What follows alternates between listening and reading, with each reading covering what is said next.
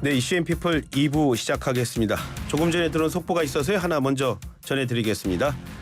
돈봉투 의혹을 수사하고 있는 검찰이요. 송영길 전 민주당 대표를 출국 금지 조치했다는 소식입니다. 이제 이렇게 되면 송영길 전 대표는요. 이제 피의자 신분이 돼서 검찰의 수사를 받게 됩니다. 자, 이 속보 전해드렸는데요. 제 옆에는요. 얽히고 설킨 정치권 현안 잘 풀어주시는 분입니다. 국민의힘 김병민 최고위원 나오셨습니다. 안녕하세요. 예, 안녕하세요. 예. 지금 갑자기 속보가 들어와서요. 그 얘기를 했습니다. 하지만 최고위원님이 나오셨기 때문에 국민의힘 당 얘기부터 먼저 하겠습니다. 네. 예, 국민의힘이 윤리위원회 구성을 마무리했다고 해요. 근데 저는 이게 당내 윤리위원회 또 국회 안에도 또 윤리위원회가 있으니까 이게 어떤 차이가 있고 그렇게 되면 이제 일단 설화 비전 김재원 태용호 최고위원 이제 징계하게 되는 겁니까? 어떻게 되는 겁니까? 윤리위원회가 총 9명으로 구성이 되는데요. 예. 어제 이 황정근 위원장을 중심으로 하는 윤리위원회 다 구성을 마쳤습니다. 예. 이제는 윤리위원회 내에서 특히 외부위원들이 거의 대다수기 때문에 예. 독자적인 판단으로 가장 강력하게는 당에서 쫓아내는 출당 조치까지도 가능하거든요. 예, 그런 역할들을 이제 윤리위원회가 하게 되는 건데 예. 사람을 정해놓고 한다기보다는 지위 고하를 막론하고 예. 당에 해를 끼친 인사가 있다면 그 누구든지 간에 과거에 있었던 선례에 비추어서 윤리위원회가 판단하지 않을까 생각합니다. 가장 대표적으로 저희가 지난날 이제 수해가 났을 때 수해 봉사를 갔다가 예. 부적절한 발언을 했다는 국회의원이 있었는데 예. 당원권 정지 6개월 그러니까 발언에 관한 설화가 당에 미치는 영향이 워낙 크다 그래서 그 정도의 중징계를 줬던 적이 있고요. 예. 민주당의 경우는 최강욱 의원이 이제 말에 관한 설화 성희롱성 발언 때문에 거기도 6개월 당원권 정지를 받은 바가 있었죠. 예. 그러니까 당 차원에서의 윤리위는 이른바 최고 중징계는 당에서 내쫓는 거고요. 예. 국회에도 윤리위원회가 있습니다. 예. 윤리특위가 있는데 여기에 최고 중징계는 국회의원직을 제명시키는 거죠. 예. 근데 통상 여야 국회의원들끼리 서로가 서로를 이 윤리위원회에서 최종 징계하는 걸 잘 보지 못해서 당의 윤리위는 어쨌거나 활동을 하는데 국회 윤리위는 그런 일에 항상 좀 개점시업 상태가 아닌가 싶습니다. 예. 지금 당원권 정지라는 말씀을 하셨는데 예를 들어서 그 정도 중징계라고 하셨습니다. 그러면 예를 들어서 김재원 최고위원 그렇게 해서 그런 그 당원권 정지가 되면 최고위원직을 내려야 되는 겁니까? 거기에 대해서 아마 해석의 여지가 좀 분분한 것 같은데요. 과거 자유한국당 시절에 김순례 최고위원이 당원권 정지가 되고 나서 다시 복귀했다는 설례가 있기도 하고 그래서 일단은 이제 몇 개월 정도의 당원권이 정지가 된다면 그 뒤에 돌아온다라고 하는 예들도 있는데요. 제일 중요한 건 지도부에 있는 일원이 이른바 당원권 정지라고 하는 중징계를 윤리위원회로부터 처분을 받게 되면 사실은 그 뒤로 활동할 만한 영이 잘 서지는 않게 되죠. 그리고 내년도 4월 달이 총선이고 통상 1월, 2월 정도의 공천이 이제 이루어지는 일정들을 감안해 보면 당원권 정지를 한 10개월 이상 받게 되면 총선까지도 출마가 어렵게 되니까 그런 모든 일들을 복합적으로 아마 윤리위원회도 고민하고 판단하지 않을까 싶습니다. 따부지 아니라 또 그 김병민 최고께서 나오셨으니까 이번에 전당대회 하면서 가신 분 아니에요. 근데 그분 이렇게 지도부에서 어떻게 하기 힘들지 않습니까 이거? 제 카카오톡 그 프로필 사진에는 여전히 대표와 최고위원들이 다 손잡고 전당대회 때 만세를 부르는 사진이 아직도 기록이 돼 있거든요. 그래서 주변에 있는 동료 최고위원들의 설화 또 여러 문제가 저 개인적으로도 굉장히 마음이 무겁고 또 송구한 마음일 수밖에 없습니다. 그런데 이제 그 개인적인 인연보다 훨씬 더 중요한 건 제가 지난 2020년도 총선에 출마해서 선거를 뛰었는데요. 지역에서 그냥 열심히 박박 기면서 이른바 선거를 뛴다고 하는데 하루 종일 열심히 선거 뛰고 저녁에 와서 뉴스를 보면 중앙당 정치인들의 설화 때문에 갑자기 국민적 여론이 휘청휘청하고 지지율이 하루에도 몇 %씩 빠지는 일을 2020 총선에 그대로 저는 체감했고 많은 분들이 그랬을 겁니다. 2018년 지방선거 때는요. 당시 자유한국당 때 이른바 이부망천이라고 하는 정말 있어서는 안 되는 설화가 있었고 그때 그 문제 때문에 인천 지역의 단체장에 나왔던 한 정치인은 이 문제 단호하게 처리하지 않으면 내가 결단하겠다 이렇게까지 얘기를 하거든요. 그러니까 우리가 이제 총선이 1년도 채 남지 않았는데 당장 내일 모레가 총선이라는 심정으로 정치인들의 이런 설화가 이른바 당인들한테 악영향을 미치지 않도록 바로잡는 것 또 중앙 정치가 해야 되는 무거운 책임감이 있다고 생각합니다. 지금은 서로하지만 이게 총선에 다가와서 이런 일이 벌어지면 그때는 그냥 대형 사고죠. 대형 사고, 큰 사고가 되는 네. 거군요. 아 그런데 태용호 최고위원이 그런 말을 했어요. 나는 꼴찌로 시작했으니까 뭐 엄한데 구걸하지 않겠다. 그 말을 사람들은 보통 이렇게 해석을 합니다. 이거 김기현 당대표한테 한 방 던진 거다. 어제 최고위원회에 있었던 발언이었고요. 예. 당대표, 원내대표 그리고 최고위원 순으로 돌아가면서 모두 발언을 합니다. 그럼 통상 모두 발언이라는 것은 이 당이 그 공개된 회의 속에서 예. 어떤 정치 이슈 어젠다에 대한 이 당의 입장이 무엇이고 예. 우리가 어떤 정치적 활동을 하겠는가를 주력으로 메시지를 내는 공간이죠. 예. 어제는 윤석열 대통령 이번 주 한미정상회담이 있기 때문에 예. 무엇보다 집권당으로서 한미정상회담에서의 좋은 순방성과를 가져와야 된다는 메시지. 예. 또 전세 사기 피해가 극에 달해 있기 때문에 우리가 어떻게 해결할 것인가. 또 야당의 돈봉투 문제는 국민적 눈살을 찌푸리고 있기 때문에 여기에 대한 대화 공세 뭐 이런 측면입니다.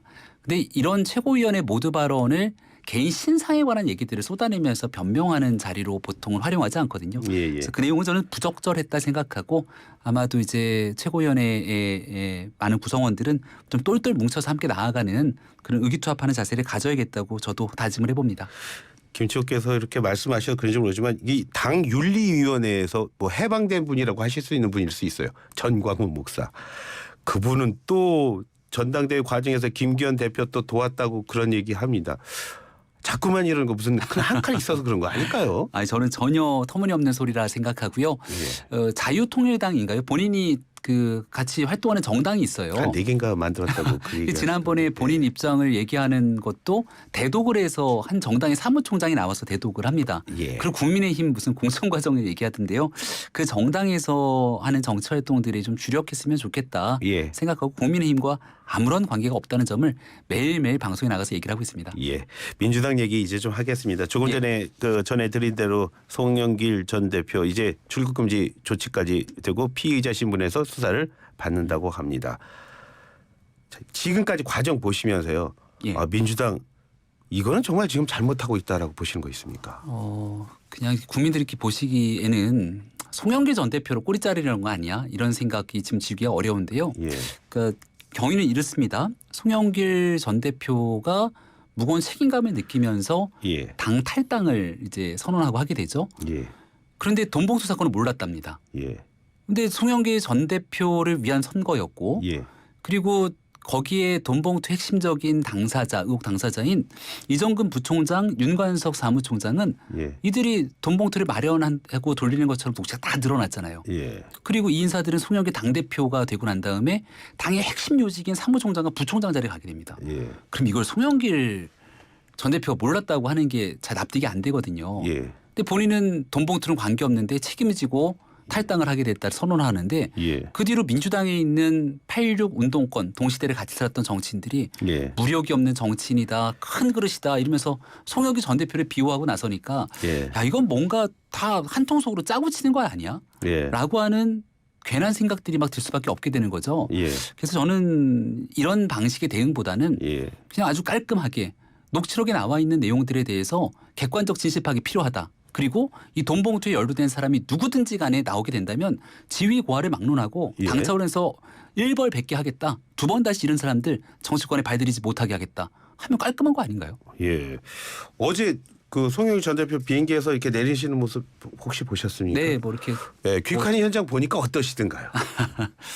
좀 너무 당당한 게 아닌가 싶기도 하고요. 예, 지금 이 엄중한 돈봉투 사건의 핵심적인 당사자라고 보기에는 좀 저는 어색한 측면들이 있었다고 생각합니다. 예, 그리고 지금 민주당과 송영길 전 대표의 모습을 보면 좀 너무 뻔뻔한 것 아닌가? 예, 이런 생각이 들기도 하거든요. 예, 이게 돈봉투 사건에 관련된 지금까지 나타난 의혹이 예. 다 사실이라면 예, 사실 당의 간판을 내려야 될 정도로 심각한 일입니다. 예, 근데 송영길 전 대표가 저렇게 당당할 수 있는 이유는 예, 송영길 전 대표가 있죠. 예, 그리고 이른바 돈을 전달한 것처럼 녹취가 나와 있는 윤관석 의원이 있습니다. 예, 사무총장. 예, 근데 윤관석 의원에 대해서는 당이 아무런 조치도 취하지 않고 있어요. 예, 윤관석 의원이 만약에 녹취는 있는데 내가 이런 사람에게 돈 전달했다라고 하면 아마 당이 풍비박산이 나지 않겠습니까?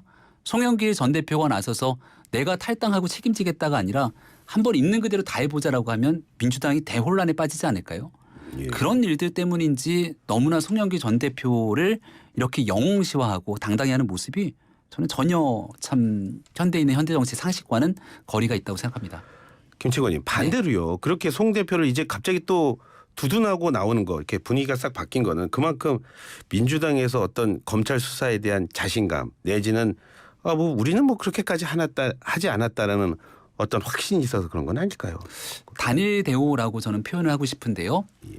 범죄가 있을 때 이른바 피의자들끼리 입을 맞춰서 똘똘 뭉쳐서 단일 대오를 형성하면 예. 핵심적인 물증과 증거를 찾아내지 않는 한 예. 유죄를 입증하기 쉽지 않을 겁니다. 예. 근데 그중에 누군가 하나가 나서서 저 사람이 잘못한 거 맞아요라고 얘기하는 순간 예. 상황이 복잡해지고 오히려 죄가 더 커질 수 있죠. 예. 우리는 이를 두고 죄수의 딜레마라고 얘기하지 않습니까? 예. 그 죄수의 딜레마에 빠져들지 않기 위해서는 눈빛만 봐도 우리 서로 다 함께 뭉칠 수 있다는 동지의식이 있어야 되는데 동시대를 살아온 86 운동권들의 이 도덕 불감증이 너무 내성화된 나름대로의 그 스크럼을 짜는 것 아닌가 저는 이런 생각이 들거든요. 예. 그래서 오죽하면 민주당 내에서 있는 의원들조차도 예. 전수조사 그냥 하자. 예. 돈 받았는지 안 받았는지 다 얘기하면 될 것 그 아닌가 얘기 하거든요. 나오더라고요. 예. 그렇게 하면 되는데 그렇게 못합니다. 그렇게 못하니까 이른바 돈 봉투를 안 받은 깨끗한 정치인들이 민주당에 많이 있을 거거든요. 근데 국민들이 보시기에는 녹취록을 들었으니까 다 똑같은 것 아니야? 이런 생각을 갖게 되죠. 예. 그러니까 선과 악에 대한 분명한 정리 구분들이 지어져야 되는데 예. 민주당 전체가 함께 살려면 우리 모두 이 예. 꼭 닫고 가야 되는 것 아니냐라고 하는 잘못된 인식이 지금 민주당에 있는 것은 아닌가 생각합니다.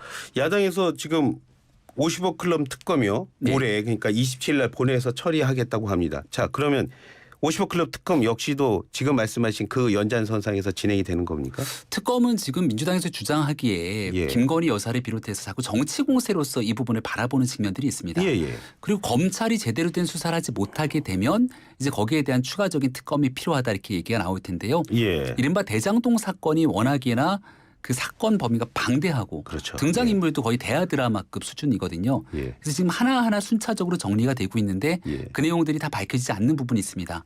특히 50억 클럽에 관련돼서는 곽상도 전 의원에 대한 재판 결과 나오면서 국민들께서 경악했잖아요. 그렇죠. 예. 여기는 초창기 수사가 어디부터 잘못됐는지 분명히 따져 물어야 되고 추가적인 보강 수사를 해서 기소를 더 하게 되면 어느 정도 선까지 나오는지 봐야 된다 보고요. 예. 더 나가서 그 대법관 했던 예. 권순일 전 대법관에 관련된 내용도 50억 클럽의 핵심적인 쟁점이거든요. 그분 얘기도 많이 나오죠. 예. 이거는 혹시나 사법 거래까지 있었던 것 아니냐는 의구심과도 연결이 돼 있기 때문에 예. 철저한 수사가 필요하고 예. 대장동의 연결선상에 있는 50억 클럽까지 전체 수사가 이제 정리가 될 텐데 예. 그 정리되는 내용을 다 지켜보고 난 뒤에도 야 이거 권력 있고 힘 있는 사람 다 봐준 것 아니야? 예. 라고 하는 목소리가 나오면 그때 가선 국민적 요구에 따른 특검들 목소리가 더 커지겠죠. 근데 지금은 특검할 때는 네, 지금은 현재 있는 상황에서 예. 아직도 밝혀낼 것들이 많고 예. 검찰이 하나하나 오히려 민주당에서 과한 수사다라고 계속 예. 공세를 펼칠 정도의 상황이니 예. 검찰이 최종적인 수사를 마무리될 때까지를 더 봐야 된다고 봅니다. 검찰 수사를 더 지켜봐야 예. 한다. 이런 말씀이신 것 같습니다. 예.